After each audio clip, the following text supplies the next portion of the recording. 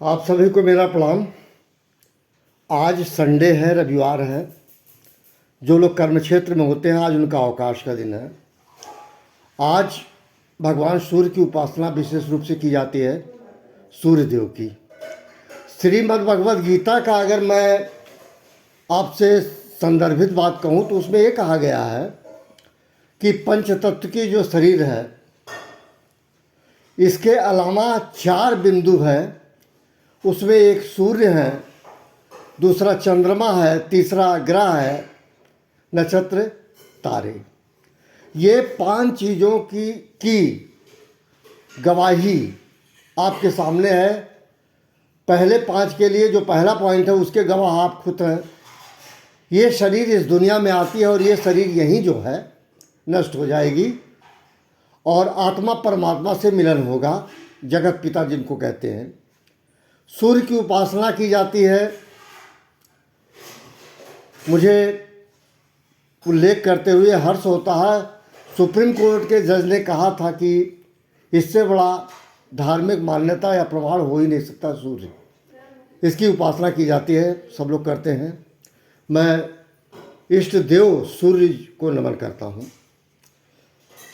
आज 1 दिसंबर 2024 है, पहला दिन है दिसंबर माह का। आज के दिन पूरे विश्व में विश्व एड्स दिवस मनाया जाता है। एड्स, एक्वायर्ड डिफिशिएंसी सिंड्रोम की बात करते हैं, HIV, ह्यूमन सिस्टम की बात करते हैं। वायरस है, ये वायरस जानलेवा है। अगर किसी को HIV हो जाता है, एड्स हो जाता है, ये इधर तो चर्चा परिचर्चा में, मीडिया में भी नहीं आता, लेकिन पिछले 15 साल पहले एड्स से मर गए, HIV हो गया, एड्स से मर गए। ये बड़ा जानलेवा है और इसका इस दुनिया में R&D कर रहे हैं, कोई ट्रीटमेंट नहीं है। पूरे संसार में एड्स का कोई ट्रीटमेंट नहीं है। पर एक बात वो ये है कि इसको मॉनिटर किया जा सकता है। अगर किसी व्यक्ति को एड्स हो गया है, HIV संक्रमण है, ये एक संक्रमण है जो ह्यूमन को हिला के रख देता है, ह्यूमन बॉडी को हिला के रख देता है, उनके इम्यून सिस्टम को हिला के रख देता है। अंततः कालांतर में काल के गाल में समा जाते हैं। ये एड्स है। ये डेफिनेटली बीमारी बहुत खतरनाक है। इसका मॉनिटर होता है, इसके लिए ट्रीटमेंट है ताकि मॉनिटरिंग हो सके, जान बच सके।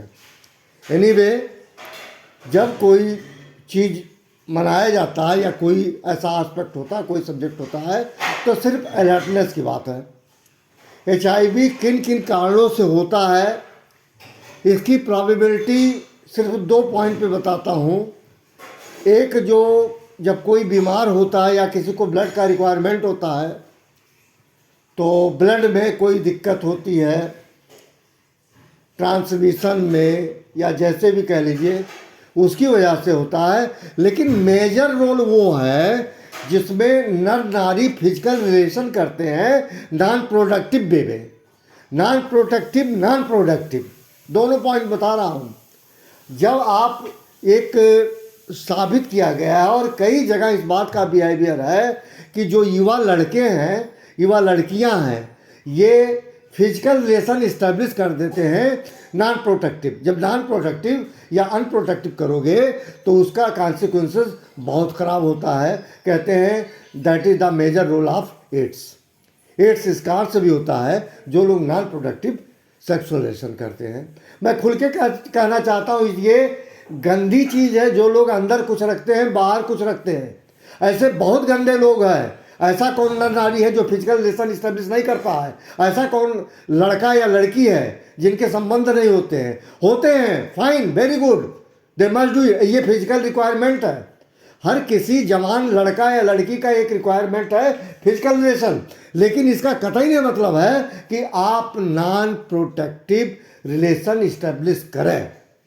बाई एजुकेशन आज विदेशों में इतनी अलर्टनेस है, लोग सोच समझ के, हमारे जो है देश में उन दिनों 1990 की बात है, 90 से 95, 96 एड्स से लोग मर रहे हैं, डॉक्टर मर रहे हैं, नर्स मर रही हैं, बड़े बड़े एक्सपर्टिस मरे एड्स से।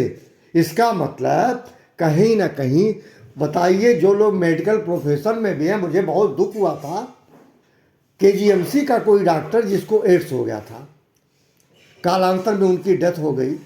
मैं नाम लेके विश्लेषण नहीं करूंगा, लेकिन मैं ये ज़रूर कहूँगा कि ये चीज़ें बताई जाती हैं। और विश्व एड्स दिवस पे मैं सबको जो है सलाह देने लायक तो हूँ नहीं, अनुनय विनय अनुरोध करूँगा कि non protective relation, physical relation से बचना चाहिए। दूसरी भाषा में हिंदी में सुन लीजिए, जब आप पति पत्नी या लड़का लड़की या नर नारी के बीच शारीरिक संबंध स्थापित करते हैं, ऐसे में केवल प्रोटेक्शन की बात है। इन्हीं शब्दों के साथ wish you very very happy day to all of you in all respects. Thank you very much.